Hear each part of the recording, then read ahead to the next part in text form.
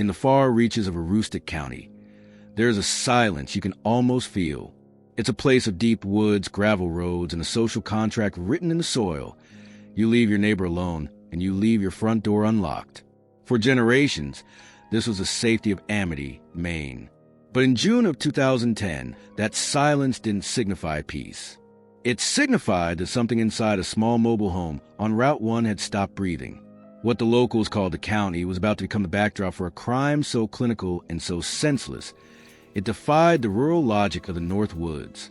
We often think of monsters as shadows in the city or strangers in the night. We don't expect them to arrive on a bicycle.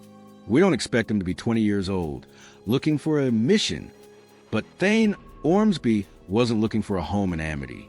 He was looking for a battlefield. On the morning of June 23rd, the sun rose over the Ryan household just like any other day, but there was a strange stillness in the air. Jeffrey Ryan's truck was gone. The grass was damp with dew, and the woodshed sat silent. A friend was supposed to be there. A 10-year-old boy was supposed to be playing. What the community didn't know then, what even the first responding officers couldn't have guessed, was that the boy wasn't playing. He was hiding, and the man he was hiding from wasn't finished. When a neighbor finally stepped onto that porch and peered through the window with a flashlight, the beam hit something the color of rust. It wasn't just a crime scene. It was a slaughter. 3 lives had been extinguished with the precision of a soldier, but the motive remained a void. How does a drifter with no history of violence decide to clean up a town he barely knows? The answer lay in the mind of a young man who believed he was a hero, and a knife that was still missing. The silence of Amity had been broken, and as the police tape went up, the town began to realize the killer might still be listening. The morning of June 23rd brought a heavy, unnatural silence to the Ryan property. For the Dehahn family, the sun hadn't brought clarity, only a deepening dread. Jason Dehahn was a 30-year-old father who didn't miss curfew. He didn't disappear. He had told his family he was heading over to Jeff Ryan's place, just a short distance down Route 1. In a community this small, missing is a foreign concept. You're either at work, at home, or in the woods. But Jason was nowhere. His brother, Jake, spent the day caught in a loop of growing anxiety. He visited the Ryan home 3 separate times. The first time, he figured they were out back. The second time, he noticed Jeff's Ford F-150 was gone, and the house was locked tight.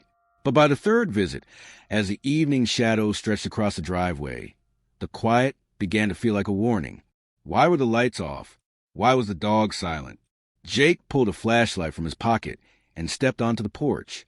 He pressed his face against the window, the beam of light cutting through the dim interior. It landed on a sight that would never leave his mind. Dark, viscous spatters covered the floor and the walls. Jake didn't wait for permission. He called his father, Robert, and they forced their way inside. The smell hit them first, the metallic copper scent of a slaughterhouse.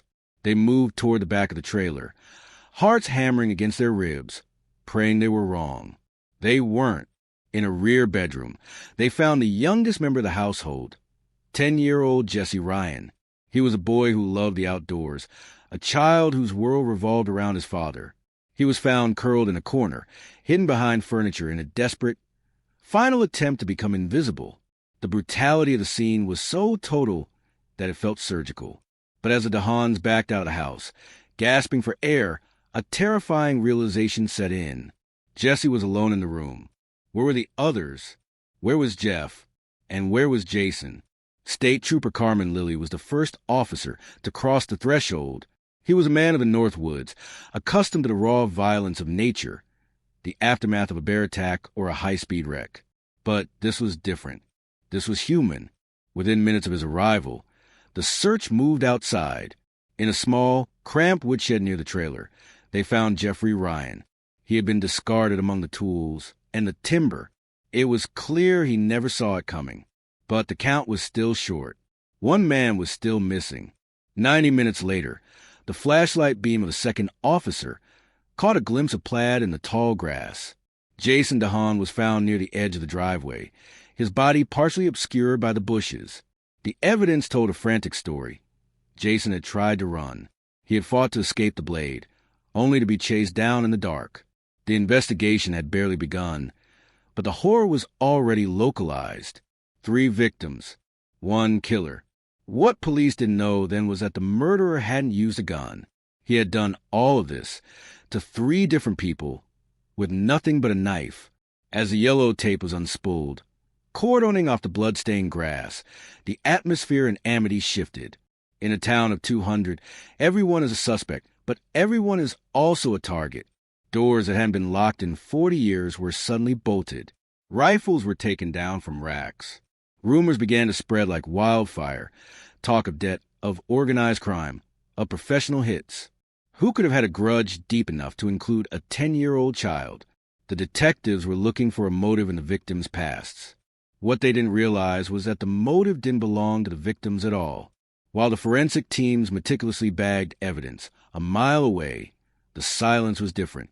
There, in a neighboring house, a 20-year-old man sat in the dark. He wasn't shaking. He wasn't packing a bag to flee to the border. He was waiting. He had watched the sirens go by from the porch. He had listened to the helicopters circling overhead. He was Thayne Ormsby, and in his mind, the 3 bodies in the grass weren't a tragedy. They were a mission accomplished. The question was, who had convinced a boy with a combat knife that he was a soldier? To understand the carnage at the Ryan household, you have to look back at the man who carried the blade. Thayne Ormsby wasn't born a monster. He was forged in a furnace of neglect and isolation. Growing up in Ellsworth, Maine, his childhood was a revolving door of state custody and physical abuse. By the time he was 12, the Department of Health and Human Services had already removed him from his mother's care. What happens to a boy who spends his formative years being told he is a problem to be managed rather than a person to be loved? Experts would later describe Thayne's condition as a textbook case of developmental trauma. When a child's world is defined by instability, the brain often rewires itself for survival. They stop looking for connection and start looking for control. Thayne dropped out of Ellsworth High School in his senior year, drifting into the shadows of society. He was a young man with no anchor, no career, and an ego that was beginning to fracture into something dangerous. As he entered his 20s, Thayne began to build a new identity for himself, a digital mask to hide the deeply disturbed reality of his mind. On social media, he didn't post about friends or hobbies. He posted about love and war. He began carrying a heavy, combat-style fixed-blade knife everywhere he went. It wasn't a tool for the woods. It was a psychological crutch. He started to see himself as a warrior in a world that had forgotten how to fight. But a warrior without a war is just a man with a weapon, waiting for a reason to use it. In late May of 2010, Thayne moved to the tiny town of Orient, just a mile from the Canadian border. He moved in with 63-year-old Robert Strout, a local man with a weathered face and a hidden agenda. On the surface, it looked like a simple act of charity, an older man giving a drifter a place to stay. But the relationship between the two was far more complex. What police would later investigate was whether Robert Strout saw in Thayne something he could use. Was Thayne a guest, or was he a weapon being sharpened in the dark? Robert Strout had a long-standing grievance. His daughter, Tamara, had a child with Jeffrey Ryan, and the relationship had soured years ago. The air in the Strout household was thick with resentment toward Jeff Ryan. As Thayne sat at the Strout's kitchen table, smoking cigarette after cigarette, he listened. He heard stories about how Jeff Ryan was a troublemaker, and then the lie that would seal 3 people's fates. Strout told Thayne that Jeff Ryan was a high-level drug dealer. He told him that Ryan was a cancer on the community that needed to be removed. For a young man with a warrior complex and a desperate need for a cause, this was the ultimate fuel. Thayne didn't ask for proof. He didn't check the local police blotters, which would have shown Jeff Ryan had no drug record at all. In Thayne's mind, the narrative was perfect. He finally had a mission. He finally had a war to win. He spent his days honing his focus, convinced that by killing Jeff Ryan, he was performing a noble sacrifice for the town. But what he didn't realize was that he was being steered toward a cliff. The psychological manipulation was subtle, but total. Ormsby began to view himself as an agent of social justice, an elite soldier tasked with cleaning up the North Woods. He was a man who felt he had been denied social justice his entire life, and now he was going to take it by force. He began scouting the Ryan property, watching the mobile home from the tree line. He watched the father and the son, not as human beings, but as obstacles in his theater of operations. What police didn't know then was that Thayne wasn't just planning a murder. He was preparing for a performance on the night of June 22nd. The puppet finally cut his strings. He took his combat knife, got on his bicycle, and rode into the darkness toward the Ryan home. He believed he was going there to eliminate a criminal. He believed he would be hailed as a hero in secret. But as he pedaled down that quiet stretch of Route 1, the delusion was about to meet a reality he hadn't prepared for. Because inside that house, there weren't drug shipments or armed guards. There was only a father, a friend, and a 10-year-old boy. And Thayne Ormsby was already decided. No one was coming out alive. The relationship between Thayne Ormsby and Robert Strout was an intersection of two very different kinds of darkness. On one side, you had a 63-year-old man who knew the terrain of the town and the local grudges like the back of his hand. On the other, you had a 20-year-old drifter who was a hollow vessel, waiting to be filled with a purpose.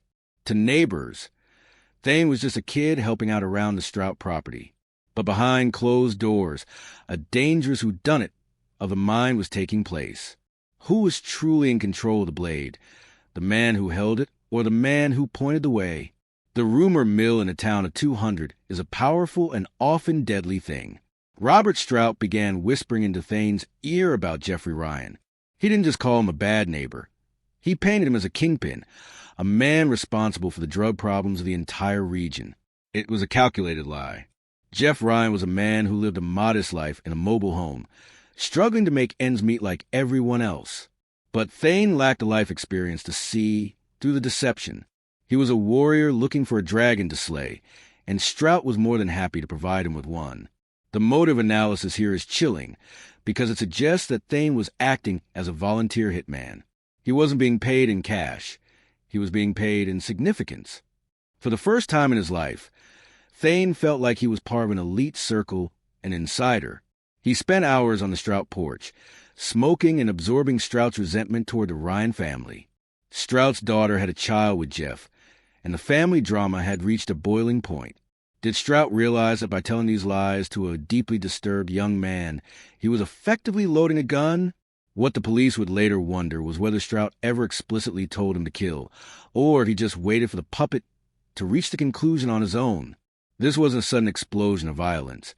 It was a slow-motion grooming. Strout provided the house, the food, and the targets. Thayne provided the muscle and the radicalized mindset. In Thayne's mind, he wasn't committing a crime. He was conducting a special operation. He began to believe that the law was too weak to handle people like Jeff Ryan, and that only a man like him, a man of war, could do what was necessary. But as the plan solidified, a terrifying question emerged.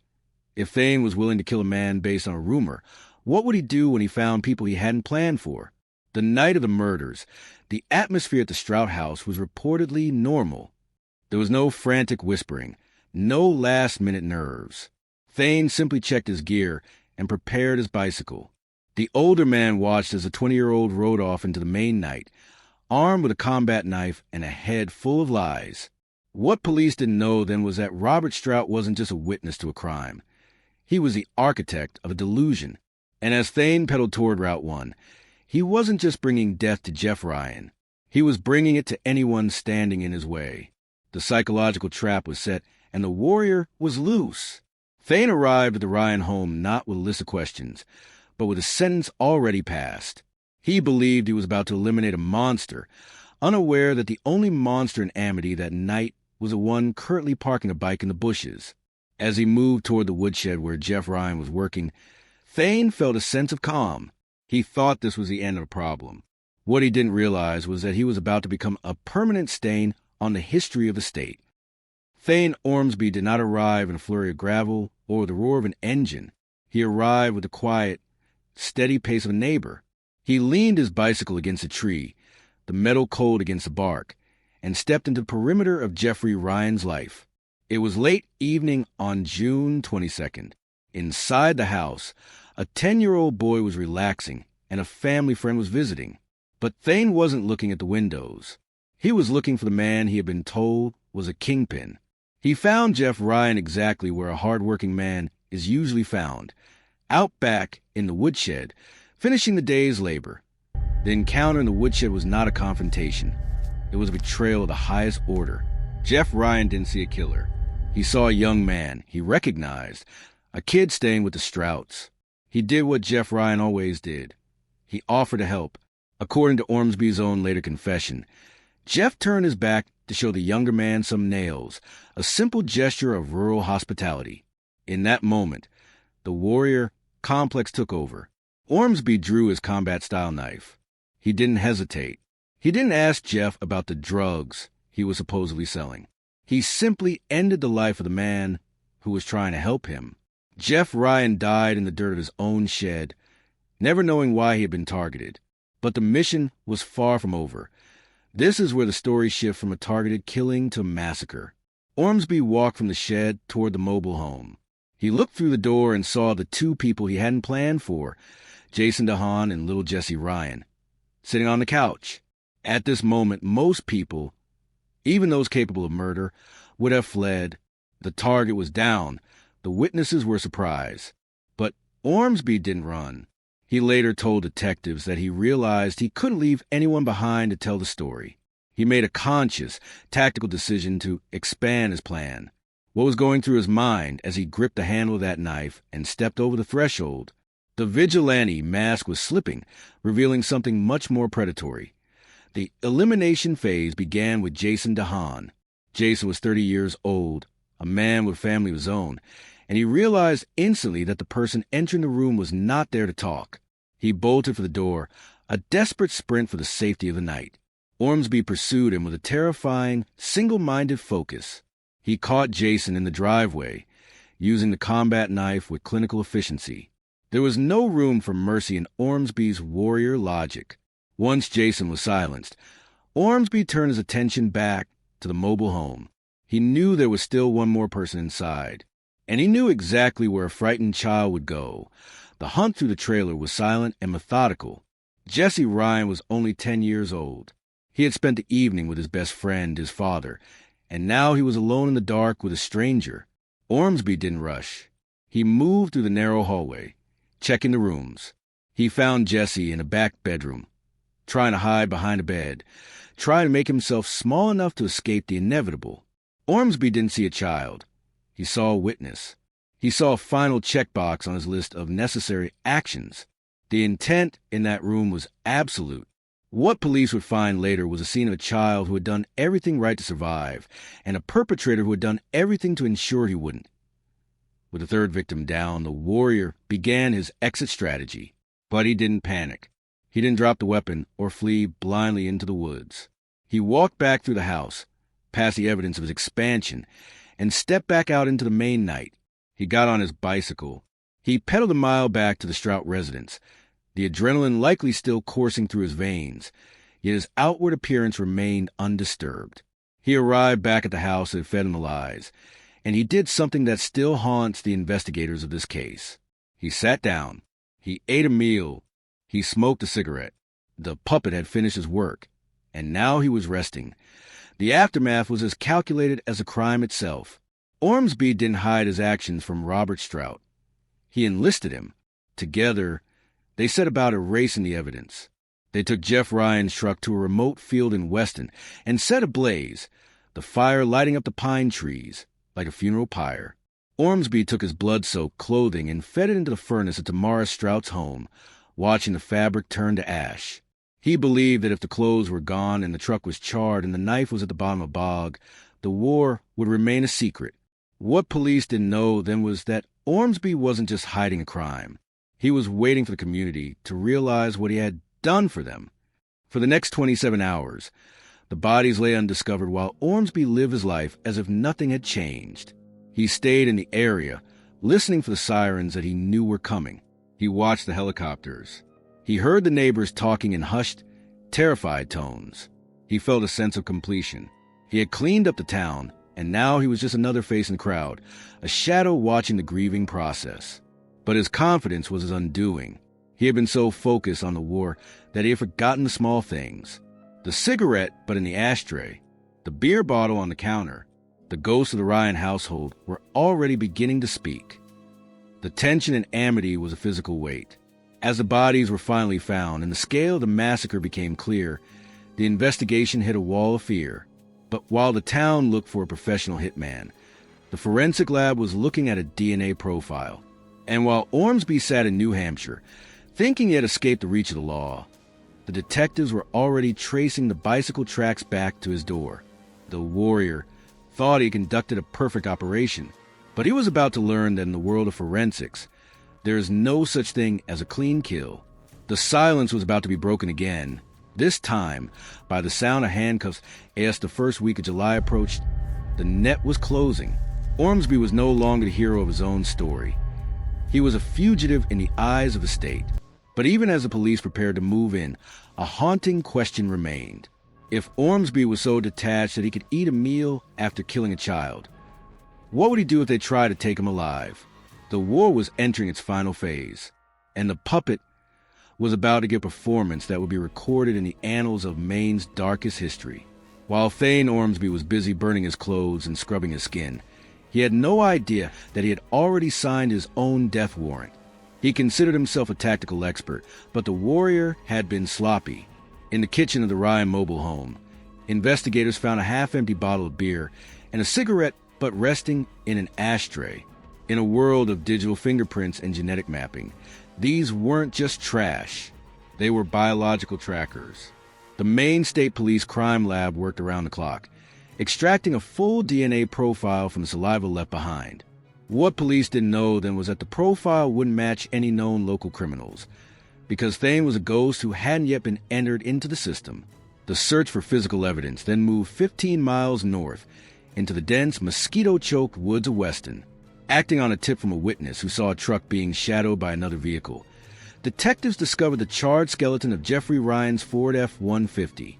The heat had been so intense, it had melted the glass and scorched the earth beneath it. It was a message in ash. The killer was trying to erase the very memory of the victims. But fire leaves its own trail. By tracking the tire impressions in the mud near the burn site, Detective Darren Crane found a pattern that led directly back to the driveway of Robert Strout. The circle was closing, and the drifter from Ellsworth was right at the center of it. On July 2nd, 2010, the investigation reached its breaking point. Detectives Dale Keegan and Adam Stoudemeyer tracked Ormsby to a residence in Dover, New Hampshire. They didn't break down the door with a SWAT team. They simply asked him to talk. What followed was a 5-hour interrogation that remains one of the most chilling recordings in Maine's legal history. As the camera rolled, Thayne sat in a plastic chair, leaning back with an almost bored expression. There was no sweat on his brow, no shaking hands, no fight or flight response. He looked like a man waiting for a bus, rather than a man facing 3 life sentences. Why was he so calm? Perhaps because in his mind, he wasn't a criminal confessing. He was a soldier reporting his stats. When the detectives asked about the night of June 22nd, Ormsby didn't plead the fifth. He spoke with a terrifying, flat cadence. He described the murder of Jeffrey Ryan with the same emotional weight one might use to describe a trip to the grocery store. "I knifed Jeff in the woodshed," he told them, his voice never wavering. He explained that he believed Ryan was a drug dealer, and therefore his life was forfeit. But then the detectives pushed further. They asked about the boy. Ormsby's response was a masterclass in clinical detachment. He admitted that he hadn't planned to kill Jesse, but because the 10-year-old was there, he had to be dealt with. He spoke about the child as a variable in an equation that needed to be solved. The detectives watched as Ormsby mimicked the stabbing motions with his hands, his face remaining a blank mask. He described chasing Jason Dehahn into the driveway, punching him, and knifing him again before dragging the body into the bushes. It was a step-by-step reconstruction of a massacre, delivered without a single tear or a hint of hesitation. At one point, he even corrected the detectives on the sequence of events, as if he were proud of the precision of his memory. What kind of mind views the slaughter of a family as a job well done? The investigators realized they weren't dealing with a man who had snapped in a moment of rage. They were dealing with someone who had fully rationalized his own darkness. The interrogation shifted to the warrior persona that Thayne had cultivated so carefully. Detectives confronted him with his own words from social media. "I have but two passions, love and war." When asked what that meant, Ormsby didn't shy away. He leaned into it. He believed he was living out a grand narrative, a struggle between good and evil where he was the only one brave enough to draw blood. He didn't see the victims as people with families, dreams, or futures. To Thayne, Jeff, Jesse, and Jason were merely characters in a war he had invented in his own head. But as the interrogation drew to a close, a new question surfaced. Was this delusion truly his own, or had it been planted there by someone else? Ormsby eventually turned on his mentor, Robert Strout, but only to a point. He admitted that Strout had helped him burn the truck and dispose of the knife in a bog, but he insisted that the decision to kill was his and his alone. He seemed to want the credit for the murders, almost as if he feared that sharing the blame would diminish his status as a warrior. The detectives had their confession. They had the DNA. They had the weapon's location. But as they handcuffed the 20-year-old and led him out of the room, the tension didn't break. Because even with confession, the horror of why remained. How many more warriors were out there waiting for the right lie to spark a massacre? The arrest made national headlines. But in the town of Amity, the news brought little comfort. The vigilante that Thayne claimed to be had only succeeded in destroying 3 innocent lives and scarring a community forever. As he was extradited back to Maine to face 3 counts of murder and 1 count of arson, Thayne remained aloof. He sat in the back of the police cruiser, staring out at the Maine woods he claimed to be protecting. What he didn't realize was that his war was over, but the battle for his mind was just beginning. The legal system was about to put his warrior complex to the ultimate test, a trial that would hinge not on what he did, but on whether he was sane enough to understand the evil of it. In April 2012, the state of Maine prepared for a legal confrontation that would test the very definition of evil. The trial of Thayne Ormsby was split into 2 distinct phases, a bifurcated process designed first to establish the facts, and then examine the mind. Phase 1 was a formality of evidence. The prosecution didn't just present a case. They rebuilt a nightmare. They displayed the combat knife. They played the 5-hour confession, where Thayne's voice remained as flat as a dial tone. They showed the DNA links from the cigarette and the beer bottle that placed him inside the trailer. The jury took less than 2 hours to reach a decision. Guilty on all counts. But in Maine, a guilty verdict is only half the story. As the word was read, Thayne sat motionless, his face a mask of indifference. What the jury didn't know then was that the most difficult question wasn't what he had done. It was whether he was even human enough to be blamed for it. Phase 2 was the intellectual and moral heart of the trial. Ormsby had pleaded not criminally responsible by reason of insanity, or NCR. In the state of Maine, being disturbed isn't enough to escape prison. The NCR law is a brutal, binary test. Did the defendant, at the moment the blade was drawn, lack the substantial capacity to appreciate that his actions were wrong? The defense wasn't trying to prove he was innocent. They were trying to prove he was broken. They argued that Thayne was living in a distorted reality where the warrior was the hero and the victims were merely shadows. But how do you prove the internal state of a man who feels nothing? The courtroom became a battleground of psychiatrists, each trying to map the wasteland of Thayne Ormsby's mind. The defense called Dr. John Lorenz, who painted a portrait of a deeply disturbed young man. He traced Thayne's history of developmental trauma, a childhood defined by physical abuse and the cold machinery of state custody. Lorenz argued that Thayne's warrior complex was a psychotic shell, a way for a neglected boy to finally feel powerful. He claimed Thayne was in a dissociative state, acting out a special operation he truly believed was righteous. But then, the state's experts took the stand. They pointed to the bicycle ride, the burning of the truck, the disposal of the knife. An insane man reacts, a sane man hides. They argued that Thayne's elaborate cover-up was the ultimate proof of sanity. He didn't hide the bodies because he thought he was a hero. He hid them because he knew he was a murderer. The jury was left with a haunting dilemma. Can you be broken by your past, yet still be the master of your own darkness? While the doctors argued over brain chemistry, the victims' families brought the courtroom back to the agonizing reality of the loss. This was the moment the warrior narrative crumbled under the weight of human grief. Skylar Dehahn, the 12-year-old daughter Jason Dehahn, stood just feet away from the man who had hunted her father. She spoke through tears about the weekend dread, the realization every Friday night that her father wouldn't be there to pick her up. She spoke about the nightmares that made the dark her enemy. The court then heard about 10-year-old Jesse Ryan, a boy who had described his father as his best friend in a school essay just months before they were both killed. The prosecution didn't let the jury forget. Jesse didn't die because of a delusion.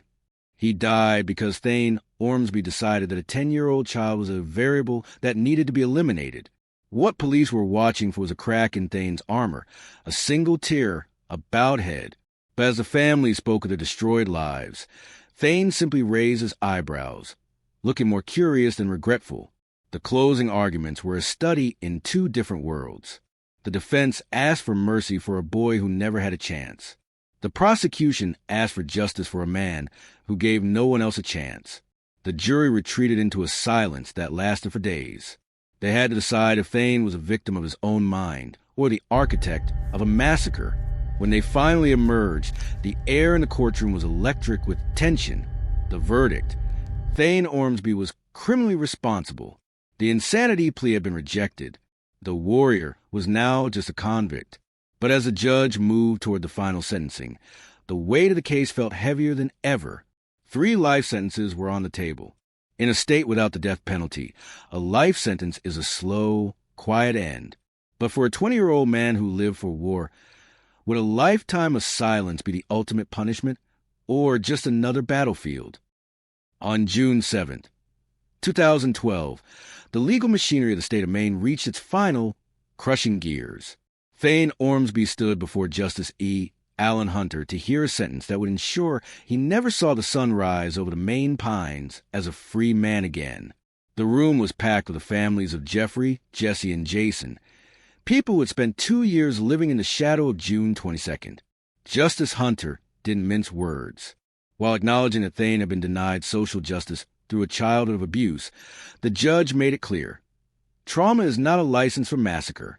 He handed down 3 life terms, 1 for each soul taken, to be served concurrently. In Maine, there is no parole. Life means until the heart stops beating. But then, the judge added a comment that would chill the gallery. He noted that in the entire history of the state, only one man had killed more people. Thayne Ormsby was now tied for second place in the annals of mass murder in Maine. Did Ormsby feel the weight of that ranking? As he was led away, his face remained a blank page, as if he were simply being reassigned to a new barracks. But as Thayne was escorted to a maximum security cell, the community's attention turned to the man who had been the catalyst for the chaos, Robert Strout. If Thayne was the blade, many believed Strout was the hand that held it. Strout had pleaded guilty to hindering apprehension and arson, helping Thayne burn the truck, hide the knife, and flee to New Hampshire. But the sentence he received felt like a slap in the face to the grieving families. For his role in the aftermath of a triple homicide, Robert Strout was sentenced to just 4 years in prison. The outrage in Amity was a physical force. How could a man who fed the lies to a deeply disturbed youth walk free while a 10-year-old was in the ground? What the public didn't know then, or perhaps what they knew too well, was that the law struggles to punish the whisper as severely as a strike. Strout had since passed away, leaving the survivors with a bitter sense of unfinished justice. Was he a co-conspirator, or just a coward who got caught in his own web? Today, Thayne Ormsby remains incarcerated at the Maine State Prison in Warren. He is no longer the warrior of social media. He is a number in a system that has moved on. He spent his early years of incarceration finishing his high school diploma, a small irony for a man who ended a child's education forever. But even behind bars, the what-ifs continue to haunt the investigators. What if Thayne had never met the Strout family? What if his childhood trauma had been intercepted by a system that actually cared for him at age 12? Psychologists often wonder if Thayne was a preloaded weapon just waiting for someone to pull the trigger, or if he could have been a different man entirely. We like to think of evil as something innate, but in the case of Amity, it looks more like a chemical reaction. The perfect storm of a broken boy and a manipulative lie. The final, unanswered question of this case isn't who or how. It's the true nature of the why. Did Thayne Ormsby truly believe, in his darkest heart, that he was a hero cleaning up a drug-infested town? Or was a vigilante story just a convenient mask for a man who simply wanted to know what it felt like to hold power over life and death? We want to believe he was deluded, because the alternative is much harder to stomach. The alternative is that he killed for the sake of the war itself. He didn't just expand his plan when he saw Jesse and Jason. He embraced it. He treated the slaughter of a father and son as a tactical necessity. And as the years pass, the residents of Amity still find themselves checking their locks when the wind howls through the trees. The woods of Aroostook County are quiet again, but it's a fragile kind of peace. The mobile home on Route 1 is gone, but the ground remembers. Jeffrey, Jesse, and Jason are names etched in stone, forever linked to a drifter with a combat knife. Thayne Ormsby wanted to be remembered as a warrior, a man of love and war. Instead, he is remembered as a warning, a reminder that the most dangerous lies are the ones we tell ourselves to justify the darkness we carry. The silence in Amity is back, but if you listen closely, you can still hear the echo of a bicycle rolling down a gravel driveway in the dark. And you have to wonder, is the next warrior already listening to a whisper?